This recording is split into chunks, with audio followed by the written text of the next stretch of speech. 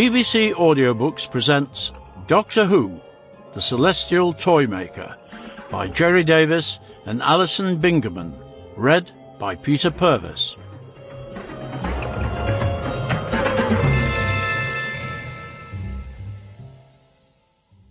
Chapter 1. Trapped. Doctor, you've vanished.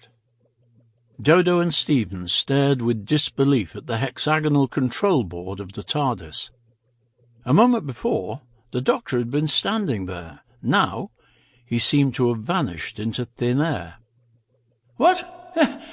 What nonsense! Nonsense, child! The familiar, slightly crusty voice of the first Doctor echoed round the room. The Doctor's young companion smiled with relief. "Oh, thank goodness you're still there," said Dodo. "But is he?" Steven interjected. "I can't see him." Steven moved forward and waved his hand where the Doctor's voice had been coming from. It met with no obstacle. "You seem to have dematerialized," Steven continued. Extraordinary," cried the Doctor's voice. "One could say I only exist through the sound of my voice.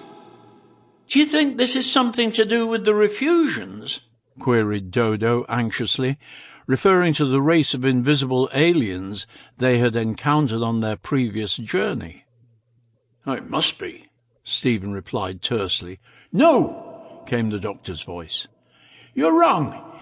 This is something else, much more serious. We are in grave danger. This must be some form of attack." Dodo and Steven looked anxiously at each other. "But," said Steven, "we're still inside the TARDIS. Surely nothing can harm us inside here." "Evidently there is some great power that can penetrate beyond our safety barrier," replied the Doctor's voice. If the Doctor and his companions had been able to look outside, the scanner was not on, they would have been able to see that the TARDIS was standing in the middle of a large octagonal room, not unlike the interior of the TARDIS itself. From each angle, lines stretched to the centre of the room.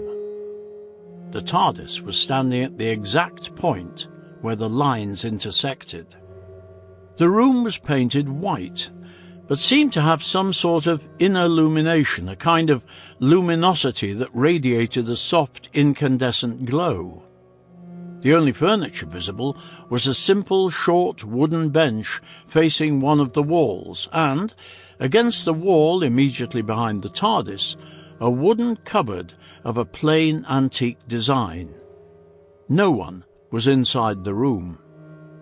Inside the TARDIS, Steven and Dodo were still standing looking towards where they assumed the invisible Doctor to be. Don't just stand there." The Doctor was now behind them.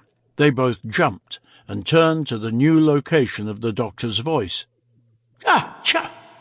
The others could almost see the Doctor's hand slapping the lapel of his coat, as he did when he was irritated by something. "Come and turn on the scanner." "But, Doctor, don't you think—" Dodo began. "Don't ask questions," said the Doctor. "We may not have time. Turn on the scanner, now." Steven ran over to the control console and flicked on the scanner, then quickly looked up at it. The screen was completely blank. "It doesn't show anything," said Steven. "It's not working." Yes, it is," said the Doctor. "When it isn't working, the screen is distorted. Now it's perfectly clear. This is obviously part of the same trick that brought us here." Dodo turned to the Doctor. "What are we to do then, Doctor?" she asked. "Let's take off at once." That might be worse." The Doctor's voice was moving across the room. "Besides—" Sample complete. Ready to continue?